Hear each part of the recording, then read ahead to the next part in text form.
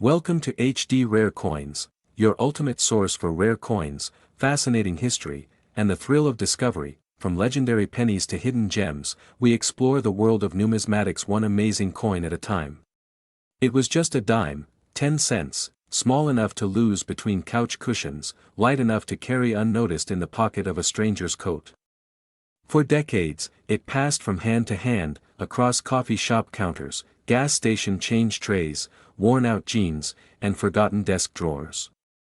It jingled with others of its kind in vending machines and payphones, never once stopping to announce how rare it was, but the year was 1956, and the world was different. Elvis Presley was just starting to make hearts race on black and white televisions. President Eisenhower smiled confidently from behind his desk. Gas cost 22 cents a gallon. And deep inside the United States Mint, workers were focused on efficiency, precision, and routine. After all, coins weren't sentimental objects. They were tools of trade, pressed, polished, and pushed out in the millions. No one gave the 1956 dime a second thought. At least, not then. The coin was part of the Roosevelt Dime series, first minted in 1946 to honor the late president who guided the country through the Great Depression and the Second World War. It featured his dignified profile on the obverse, and on the reverse, a torch flanked by olive and oak branches, symbols of liberty, peace, and strength. Simple. Iconic. Reliable, but in 1956, something unusual happened. Not many people knew it, but that year's dime mintage contained one of the rarest and most sought-after varieties in American coin history, a mistake so rare, so specific, that only the sharpest eyes could detect it. And only the luckiest people would ever find it. The truth is, most 1956 dimes were struck in Philadelphia and Denver. They made over $670 million that year. That's more than 2 per person in the entire country. But among all those coins, a very small number, so small it's impossible to calculate, were struck with double die errors, some with full bands, some on proof planchets, and at least one that was never meant to leave the mint. That coin would later sell for over $150,000. But back in 1956, no one noticed. Not the workers who ran the presses. Not the inspectors. Not the citizens who carried the coins. It blended in, disappeared into drawers and jars, quietly waiting for someone to look close enough, and eventually, someone did. In 2004, a retired math teacher from Minnesota named Harold Lucas spent his evenings coin roll hunting. It was a hobby, nothing more. A way to keep his mind sharp, his hands steady. He'd go to the bank every Friday, withdraw $50 in dimes, and spend hours examining each one with a loupe under a desk lamp. He wasn't expecting anything life-changing. He just liked the hunt, until one night, he paused. He'd seen hundreds of 1,956 dimes before. But this one looked off. There was a ghost behind Roosevelt's face. A faint doubling along the "In God We Trust" and the date. He flipped it and gasped. The torch, normally clean, had an extra ridge. Not just worn. Doubled. He took a breath, then he took it to an expert. The coin was confirmed to be a 1956 double die obverse and reverse, a type so rare that most collectors believed it didn't exist in circulation. PCGS graded it MS 66. The only one ever found in that condition. The final auction price, $154,000, Harold paid off his house. Then he went back to searching rolls, because if one existed, there could be more. That story spread through the numismatic world like wildfire. Collectors began revisiting their old albums.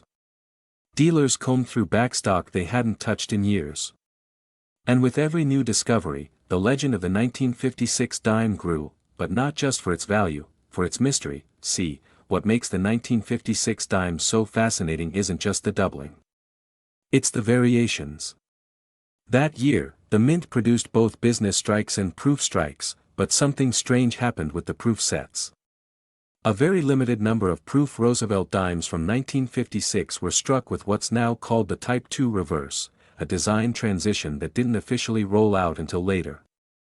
These coins show stronger torch bands, clearer flames, and higher contrast surfaces, Only a handful of those proof errors are known to exist, and one surfaced in 2011 at a small estate auction in upstate New York. No one in the crowd understood what they were looking at, just a proof set, still sealed in its cellophane, browned with time.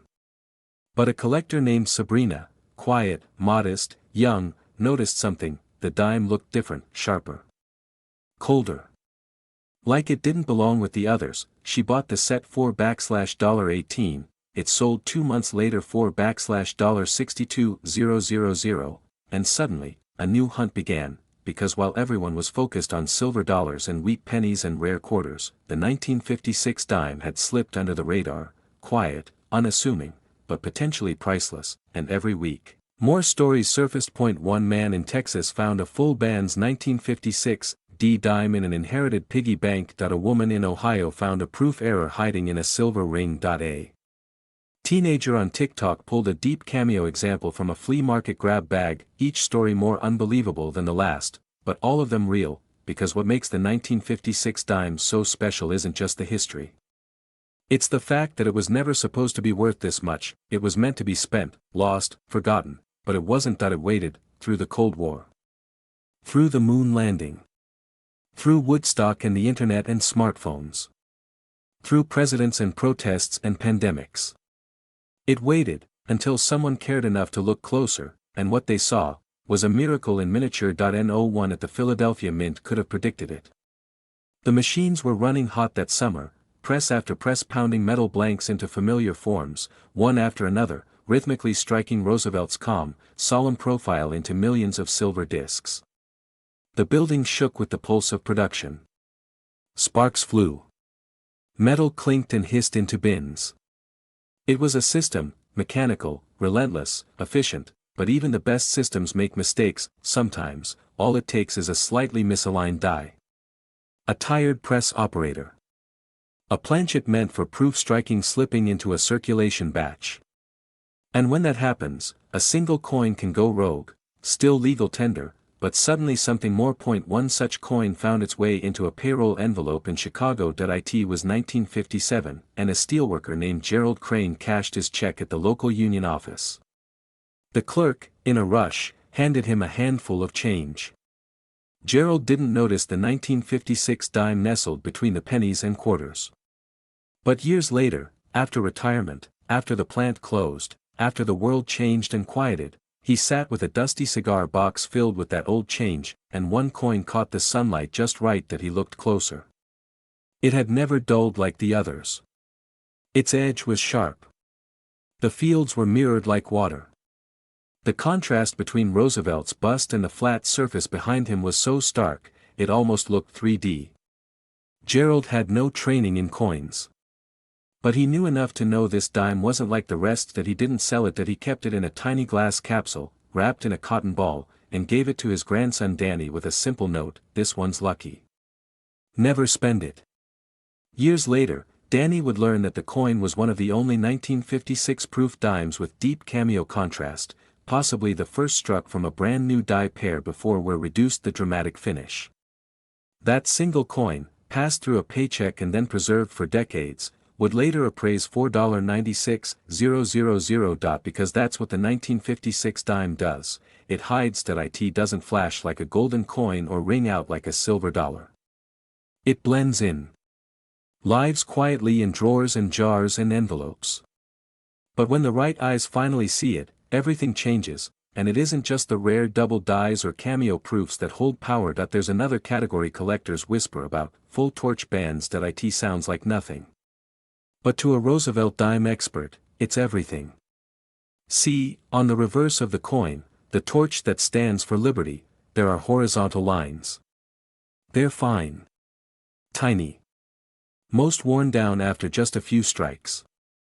But on the rarest, sharpest coins, every single band is visible and distinct.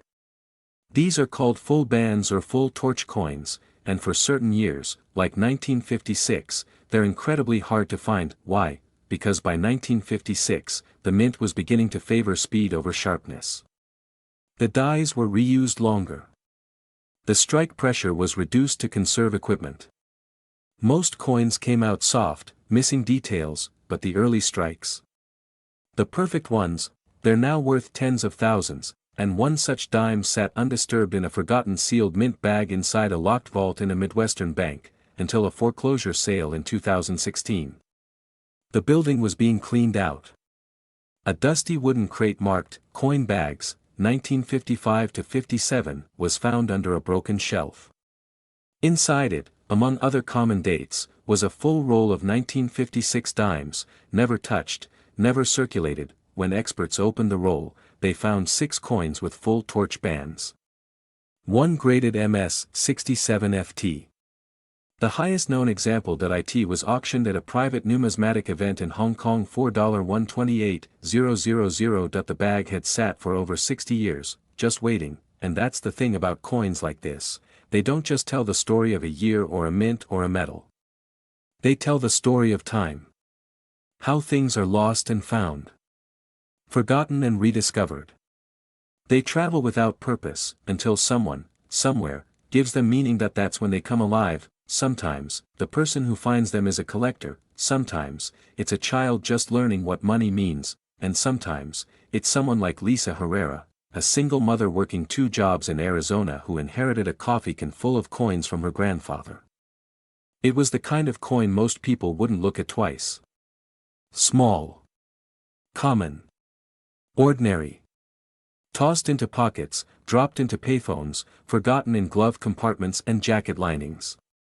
The year 1966 had come and gone, and with it, millions upon millions of dimes stamped in silence. No one stopped to admire their shine. No one noticed the difference. But one of those dimes, one out of all those millions, would become worth more than the car it once paid to park beside. That dime, unnoticed, untouched, was just waiting. The year was loud. 1966 was America mid-stride in a storm of change. The Beatles were bigger than Jesus. Vietnam was swallowing headlines. Civil rights marches thundered through southern cities, and in the background, the hum of progress buzzed through factories, printing presses, and mint facilities churning out the lifeblood of American commerce. It was also a year of strange transition for coin collectors. The government had just stripped away silver content from dimes a year before. In 1965, silver vanished from the Roosevelt Dime. Now, what was once real, intrinsic value had been replaced with a copper-nickel sandwich. It felt lighter. It looked duller. To some, it felt like the soul of the coin had gone missing, and yet, something in 1966 lingered. There was a flaw. A gap. A misstep so rare, it would take decades to uncover. A mistake that would transform a 10-cent coin into a 6-figure treasure. The coin was minted with no mint mark. In fact, all coins that year were. Because from 1965 to 1967, the U.S. Mint stopped putting mint marks on coins, a decision made to discourage hoarding during a national coin shortage. The government hoped that by removing the ability to distinguish one mint's coins from another, people would be less inclined to stash them away. It worked. For a while, but what they didn't count on was the accidents. In 1966, as millions of dimes were produced with relentless speed, a small number left the press with imperfections. Doublings. Planchet errors. Weak strikes. Transitional planchets that shouldn't have been used. Each one a whisper of rebellion in an otherwise perfect system. One such coin slipped into circulation on the East Coast. No one noticed it for over 30 years. It ended up in a glass jar in a retirement home. A dime mixed in with paper clips and old keys. But when an estate sale brought the contents of that drawer to light, a quiet man named Will Granger picked up the dime and held it to the sun. It didn't reflect like the others. It shimmered, the edges were clean, sharper. The torch lines on the back were more defined than any he'd seen. The surface? Proof-like. As if it had never been touched by another hand. He took it to a shop. The owner shrugged. Just a dime, he said, but Will didn't believe it, so he held on to it. 3 years later, at a local coin expo, he showed it to a grader. That's when everything changed. The coin was real, but not ordinary. It had been struck on a leftover silver planchet by mistake. A 1966 dime, in silver. Something that wasn't supposed to exist. It was verified. Authenticated. Certified, only a handful had ever been recorded, and Will's was in mint state condition at the final auction price, $$138,000, 10 cents. That's how much it was worth the day it was minted. That's how much it still said on its face, but its story, its rarity, was priceless, and it wasn't the only one. Across the country, stories began surfacing of other 1966 dimes with strange anomalies. Dimes with die breaks across Roosevelt's forehead. Dimes with mirrored fields and cameo frost, likely struck during proof testing. One collector even uncovered a 1966 dime missing its outer layer, just a raw copper core, red and glowing like a mistake no one was meant to see. Each one had a story, each one, a secret hiding in plain sight, and the deeper you looked into 1966, the more you began to realize that this wasn't just a year of transition, it was a goldmine of unintentional rarity. The perfect storm of post-silver chaos, mint experimentation, and mass production, and while some of these coins were hoarded by collectors who saw what others missed, most were spent. Gone. Used in payphones and parking meters and grocery store registers. Some may still be sitting in old coffee cans. Some may be buried beneath driveways. Some may never be found, but one was. A 1966 dime with full bands and cameo contrast appeared in a coin shop in San Diego in 2022. The owner didn't recognize what he had. But a teenage customer, barely 15, did. He spent $12 on it. It sold 3 months later for $92,000, and so, the legend of the 1966 dime continues, because unlike the silver dimes of the past, or the golden commemoratives of the future, the 1966 Roosevelt dime tells a different kind of story, a quiet story. A story of accident and luck. A story of tiny details with massive consequences. A story where the ordinary becomes extraordinary simply because someone took the time to look, the coin that was meant to be common, the coin no one was supposed to care about, the coin that changed everything for those who did. Not every coin that leaves the mint is meant to be remembered, but some are remembered because they were never meant to be found. In the strange silence of the U.S. Mint during the mid-1960s, as the decision to remove mint marks took effect and silver was quietly stripped from the country's coinage, something unexpected began to surface. A wave of oddities. Coins with no name for what they were. Proof-like finishes on non-proof coins. Circulation strikes that somehow bore details usually reserved for collector sets. Transitional anomalies. Clad coins with traces of silver. Silver coins with clad centers. A quiet rebellion of metal and pressure, and no year was messier than 1966. The mint was under pressure, literally and politically. With a national coin shortage gripping the economy, every machine was running hot. Every press was loaded. Every operator was instructed to move faster, to push more, to double production if possible. Mistakes weren't just overlooked, they were expected, but the strange part, some of those mistakes were beautiful. Take the case of the forgotten test strikes. A few insiders believe that in early 1966, during the transitional production period, the Philadelphia Mint may have used leftover silver blanks, planchets meant for dimes minted prior to 1965, to test updated dies before launching full-clad production. These test strikes were never meant to be released. They were supposed to be melted down, destroyed. But somewhere along the line, someone either forgot, or simply didn't notice, and now, those few silver-struck 1966 dimes are ghost stories for collectors. Most have never seen one. But the stories remain, like the woman in Ontario, Canada, who received a 1966 dime in change after buying a chocolate bar in 1993. She didn't think much of it at the time, until years later, when her grandson began collecting coins and tested it with a magnet. It didn't stick. Silver doesn't. They weighed it. Checked it. Sent it for grading. It was real. A silver dime. 1966, deep mirror finish. Frosted devices. Uncirculated condition, estimated value, over $110,000. No one could explain how a U.S. Mint error crossed the border and lived unnoticed for nearly 30 years, but that's the thing about coins, they travel, they don't care about countries or borders or owners, they just move, and so do the stories. In 2017, A retired Navy machinist named Carlton Briggs found a dusty tin box labeled Tool Locker, Vietnam. Inside it were dog tags, a patch, and a film canister filled with coins he'd carried during his deployment. Most were typical foreign currency. A few Eisenhower dollars. But mixed in, still bright after decades, was a 1966 dime. Carlton didn't notice anything special about it, but his daughter did. The coin had something no one expected: reverse doubling, not dramatic. Subtle. But enough to turn an average coin into a collector's dream. It was later confirmed to be a double die reverse 1966 Roosevelt Dime. The doubling was clearest along the word one and the olive branches, subtle, but undeniable under magnification. Experts believed it was struck early in a die's life, before wear softened the effect. It graded MS-65, with designation for doubling. It sold at auction $4.83, 500. And Carlton, he didn't care about the money. He donated most of it to a veterans medical center. But the story, that stayed with him. He'd carried it in a war zone. It had sat in his locker, next to things he couldn't bring himself to throw away. Now, it was part of history. That's what this coin does.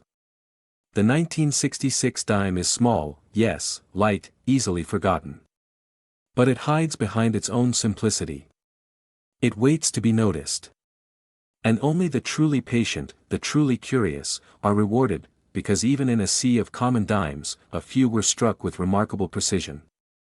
Some came out of the mint with full, clean torch lines, bands that wrapped the flame in clarity so sharp it looked like it had been carved.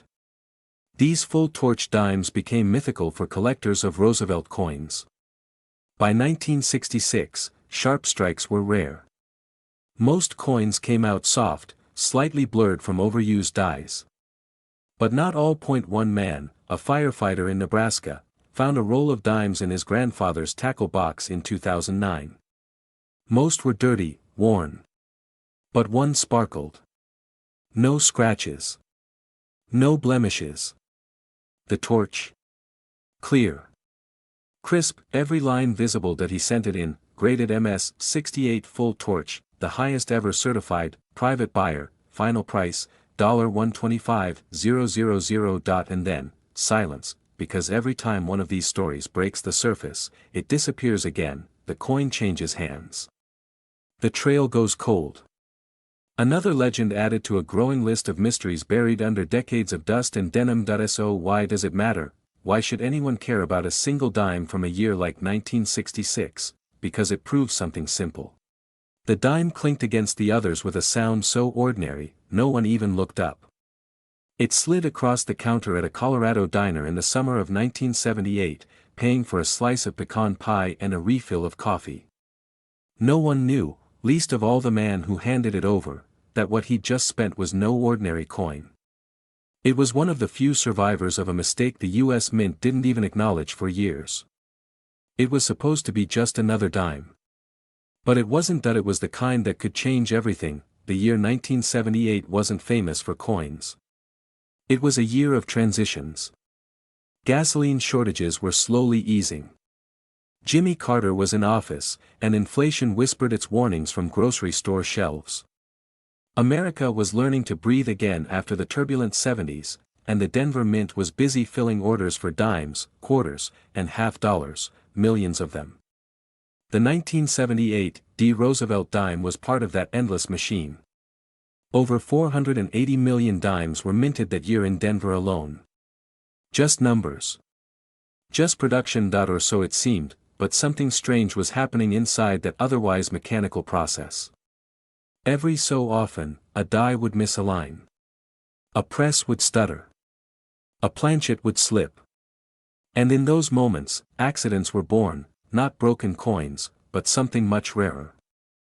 Something more. One of those accidents carried a price tag no one saw coming. It began quietly. Collectors started whispering about a strange 1978 dime with sharp torch bands, unusually sharp.